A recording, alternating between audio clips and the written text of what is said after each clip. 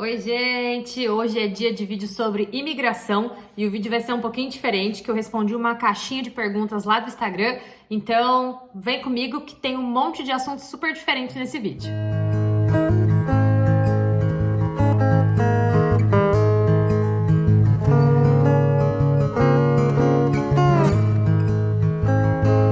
Primeira coisa, se inscreve no canal, deixa o seu like, comenta embaixo depois o que você achou do vídeo, se foi produtivo para você, foi bem informativo ou não. Já segue aqui também, ó, no Instagram e no TikTok. E é isso. Vamos lá, vamos começar com a primeira caixinha. Para vocês entenderem o contexto do vídeo de hoje, eu coloquei uma caixinha de perguntas lá no Instagram, nos stories, perguntando o que o pessoal gostaria mais de saber dentro do tema imigração. E aí eu peguei as respostas das caixinhas e tô respondendo aqui no vídeo, que são dúvidas variadas, mas eu acho que é dúvida que todo mundo tem, então fica mais fácil de explicar assim. Vamos lá? Papelada para criança estudar. Então, os papéis para uma criança estudar, na verdade, vai pedir para fazer uma atualização da carteira de vacinação. Então é importante trazer a carteirinha de vacinação da criança, tá? E tudo que você tiver dela de histórico médico é bom trazer também, tá?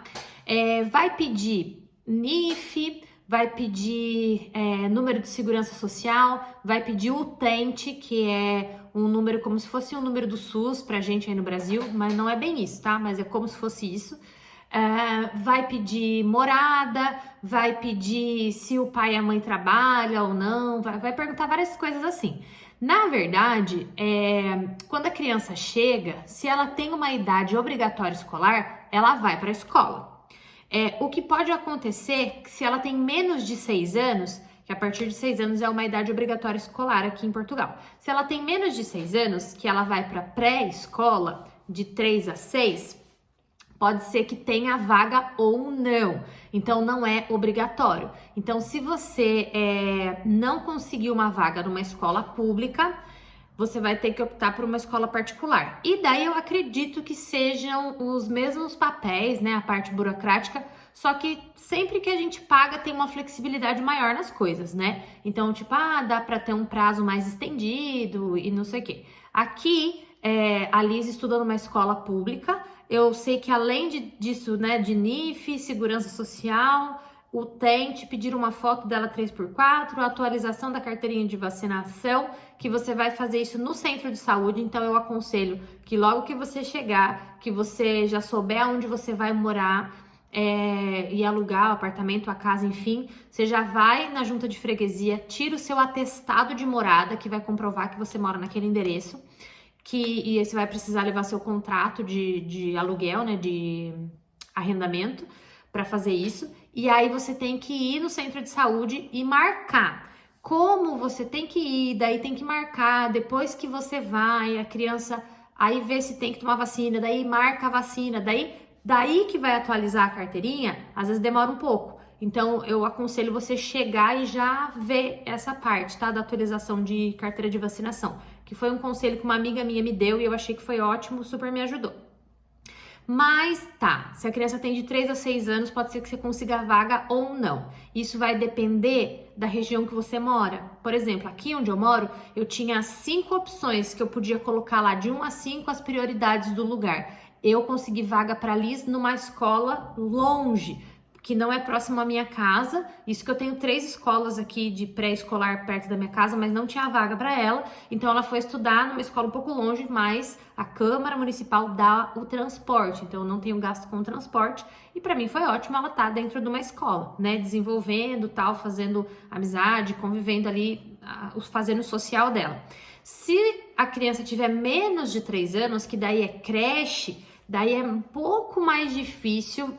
Eu não sei falar com propriedade sobre isso, porque quando a gente chegou ali já tinha 3 anos, mas tem gente que fala que procura vaga quando ainda está gestante, para ter a criança e aí depois, quando a criança tiver meses, poder colocar na creche. Então, são vagas disputadíssimas. Então, o mais fácil seria você pagar para essa criança estar ou com uma AMA, né, que são pessoas que cuidam de crianças em casa, ou ir para uma creche, né, para um infantário.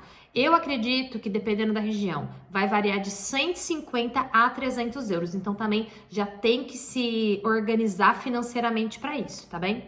A segunda caixinha, recomendações de empresa confiável de Portugal para fazer as tratativas de documentos.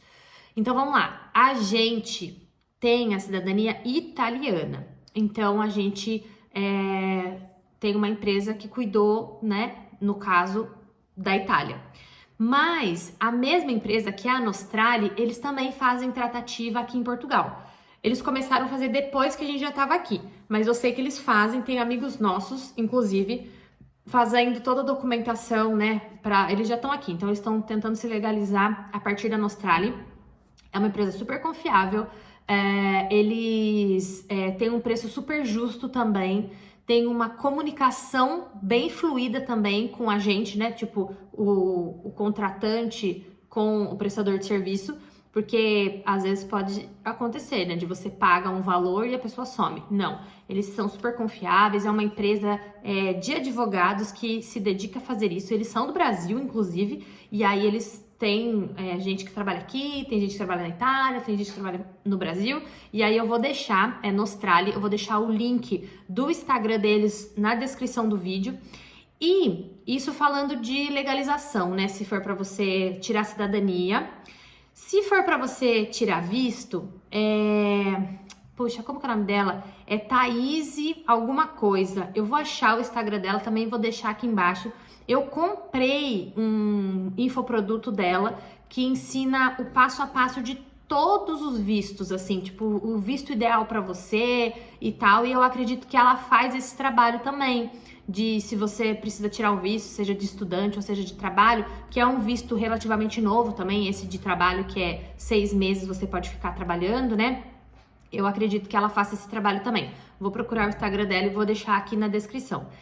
E tem um outro tipo de serviço que eu acho muito legal, eu não sei se a galera já ouviu falar, mas são os relocations. O que é o relocation? Acho que eu já falei dele em outro vídeo.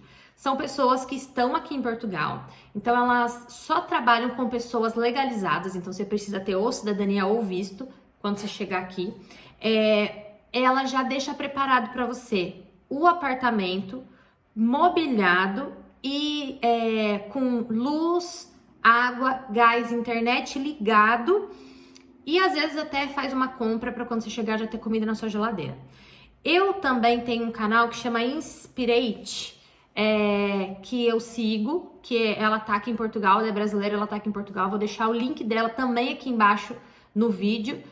Sigam ela, é bem legal, ela dá dicas de outras coisas também, mas eu sei que ela faz esse trabalho e enfim, nada como você chegar e já ter um lugar para você ficar, né? A gente teve a sorte de ser recepcionados por amigos e eu fiquei na casa deles quase um mês até a gente alugar aqui e se mudar. Antes disso, o Du ficou um mês, daí o Du ficou na Itália 45 dias, voltou, ficou o restante mais 3 meses quase na casa deles, depois mais um mês comigo e com a Liz lá. Então, não é todo mundo que tem essa receptividade, abre as portas para você estar na casa. Até porque eu considero uma coisa bem difícil ter pessoas com outros hábitos, outra cultura, enfim, dentro da sua casa. Mas somos imensamente gratos a esse casal de amigos nossos que recebeu a gente. Mas se você não tem alguém que possa te receber dessa forma, fazer o relocation é uma forma bem legal, até porque tem a opção também de você alugar um Airbnb e ficar um mês no Airbnb, mas ou você renova esse Airbnb até você achar um aluguel, né, uma casa, um apartamento, ou você vai ficar num hotel, um hostel, enfim. Se vem com família, a melhor coisa é ter um planejamento, ter uma estrutura, né, para tudo ser o mais fácil possível. Então, vou deixar todos os links aqui embaixo, tá bem? E aí teve uma pessoa que colocou na caixinha, cabe eu aí com vocês? E aí cai no assunto que eu acabei de falar para vocês, que é lógico que foi uma brincadeira, inclusive uma pessoa muito querida, que lógico, cabe ela aqui, se ela quiser vir passear, sim, as portas estarão abertas, mas eu acho que é uma coisa que quem mora fora sempre ouve e sempre é procurado para isso. Ah, tem como eu ficar na sua casa tantos dias? Tem como uma prima minha ficar na sua casa? Ah, tem um amigo que tá indo, precisa de ajuda, posso passar seu endereço, posso passar seu telefone. E aí isso cai numa coisa muito complicada que eu não vivi ainda, mas eu escuto muita gente falar aqui, que é complicado de você receber uma pessoa que talvez você não conheça na sua casa. Como eu acabei de falar, a gente teve muita sorte, tem muita gratidão por esse casal de amigos, mas eu não sei, de repente, se eu, com a personalidade que eu tenho e com as manias que eu tenho dentro da minha casa, eu conseguiria ter um casal com mais uma criança por tanto tempo dentro da minha casa. E aí entra no desconfiômetro, né? Então, eu acho que sempre o bom senso será que se fosse ao contrário, né? A gente se colocar no lugar da pessoa, eu iria me sentir confortável? Será que eu ia conseguir mudar a minha rotina? Porque a gente sabe que ter alguém dentro de casa é ter que mudar a nossa rotina e adaptar e se preocupar com coisas que normalmente você não se preocupa. Por exemplo, ter coisa para tomar café da manhã, sendo que se eu sou sozinha, eu saio, tomo café na rua e vou trabalhar, por exemplo, né? Só um exemplo. Mas ter essa coisa do bom senso, né? Sempre, lógico que perguntar não ofende, mas essa coisa do pode ir que a pessoa te ajuda, pode ir que a pessoa te recepciona, pode ir que às vezes é complicado. A gente já tá aqui há 9 meses, quase 10 eu acho. E eu ainda acho que a gente tá em adaptação. Então vai fazer 1 ano que a gente tá aqui e eu acho que a gente ainda tá em adaptação. Porque agora que a gente tá ampliando um leque de conhecer gente e tá mais firme em algumas coisas, assim, mas mesmo assim eu acho que nos próximos, até acho que 2 anos que a gente vai estar aqui, nos primeiros 2 anos, é uma grande adaptação, porque é uma mudança muito grande. Então, acho que respeitar esse tempo também das pessoas é ideal, do que você já ficar empolgado, né? Porque a gente se empolga com a ideia da imigração e já quer isso, já quer aquilo, e pergunta e não sei o que e tal. Eu, de coração, todo mundo que tem dúvida sobre imigração, eu tento ajudar o máximo que eu posso com informação.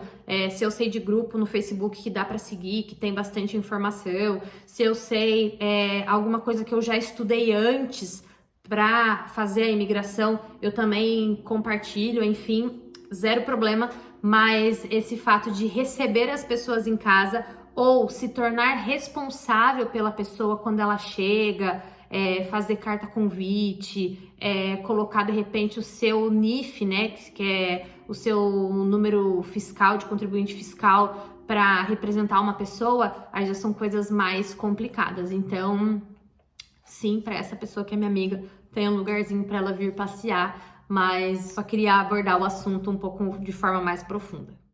E a última interação da caixinha é tratamento com os imigrantes. Como é? Gente, de verdade, eu até agora fui super bem tratada em todos os lugares que eu fui. Pra não dizer assim, né, que eu não tive nenhum tipo de estresse, o dia que eu fui numa agência de emprego, que é pra você se cadastrar lá, enfim, eu achei que a senhora começou mal educada comigo, mas ao longo da conversa ela foi melhorando, enfim. Uma coisa que eu percebo muito, nós sempre seremos brasileiros em qualquer lugar do mundo. Então, o imigrante, ele é imigrante, ele tá fora da sua terra, ele tá fora do seu lugar, entre aspas, né? Do seu lugar. Mas a gente sempre vai ter que se habituar ao novo e a ser visto dessa maneira. Então, sempre que a gente chega num lugar, a primeira coisa esse imigrante, talvez não tenha estudo, não saiba falar outra língua, não sabe se comunicar, tem um trato não tão fino, polido, educado, vamos dizer assim. Então, quando você consegue conversar e se posicionar de forma educada e a pessoa vai entendendo que você tem esclarecimento daquilo que você está falando, daquilo que você veio fazer, você tem um objetivo, você é uma pessoa que consegue conversar, consegue se explicar, é importante. Tá? Então, o máximo de informação que a gente tem para a gente utilizar no momento como esse, por exemplo, no dia que eu fui lá na agência de empregos, é muito importante. Vou explicar para vocês o porquê. Quando eu cheguei, eu não tenho ainda meu cartão cidadão. O cartão não chegou, mas eu tenho um protocolo do CEF, que é o Sistema de Estrangeiros e Fronteiras, e que é um protocolo que fala que eu sou cônjuge de cidadão europeu e que então, ok, posso morar aqui. E aí eu cheguei lá e apresentei o papel. Ela falou, não, isso não me serve. Aí eu falei, mas é esse papel que eu tenho, o protocolo do CEF. Dela, não, eu preciso do seu cartão cidadão. Eu falei, não, eu não tenho. Ah, você não tem nem manifestação de interesse? Que a manifestação de interesse é quando você chega aqui como turista e faz a manifestação de interesse que você quer ficar. Eu falei assim, não, mas isso daqui vale tanto quanto. Porque se eu sou cônjuge de cidadão europeu e numa manifestação de interesse você também pega um protocolo, por que você não pode pegar o meu protocolo de reagrupamento familiar? Aí ela ficou assim, mais ou menos como... Olha, eu tô falando com uma pessoa que sabe o que ela tá falando. Aí ela, então peço licença. Aí foi lá, conversou com um colega, o colega falou, não, isso é válido. Nesse caso dela veio e falou, peço desculpa, porque eu nunca tinha visto um caso assim. Mas antes de perguntar pro colega, de falar que ela nunca viu um caso assim, ela quis falar o quê? Não, isso aqui não vale. Por quê? Porque você é imigrante, porque você é brasileiro. Isso aqui não vale, tá? Infelizmente, essa é a realidade. Foi só nesse caso que eu senti essa forma de tratamento. Nos outros lugares, supermercado, farmácia, na rua, no ginásio, né, na academia que a gente treina, todo mundo trata super bem. Os meus alunos são, na maioria, portugueses. Eu tenho 2 ou 3 alunas brasileiras só dos 3 ginásios que eu trabalho e todos me tratam super bem. Os donos dos ginásios me tratam super bem. Na escola da Liz, eu não tenho o que reclamar de nada. Mas eu acho que primeiro é a energia que a gente chega. Se você chega com um sorriso no rosto, se você chega feliz, educado, falando de forma clara, mesmo que na hora que você abre a boca já vai saber que você é brasileiro porque o português é diferente, eu acho que não tem o porquê a pessoa te tratar mal. O que acontece muito o brasileiro ele já chega com esse sentimento, eu sou imigrante, vão me tratar mal, não sei o quê, e aí ele já chega com uma outra vibração nos ambientes, né, e acaba saindo essa faísca. Tem aquela coisa do português é mais direto, né? Por exemplo, o dia que eu fui cortar o cabelo, eu falei, olha, eu quero deixar o cabelo crescer, mas eu queria dar um corte pra arrumar o corte pra crescer. Se você quer deixar crescer, então não corta. Mas é a forma deles falarem. E a segunda coisa é que o tom de voz que eles usam parece que eles estão brigando o tempo todo pra gente. Mas não é, eles falam desse jeito mesmo, fala mais gritado, fala-se muito palavrão, é da cultura do português falar muito palavrão, então não ache que tá brigando, que tá xingando, que tá sendo mal educado. Muitas vezes é só a forma como eles falam, que é muito diferente da nossa e dá a entender isso. Mas o meu pensamento se você chegar num lugar bem, feliz, sorrindo, sendo educado, não tem por que você ter medo e passar por nenhum constrangimento. E é isso, foram essas perguntas na caixinha dessa semana. Na semana que vem a gente vem com outro assunto, outra abordagem sobre migração. Um beijo enorme e até o próximo vídeo.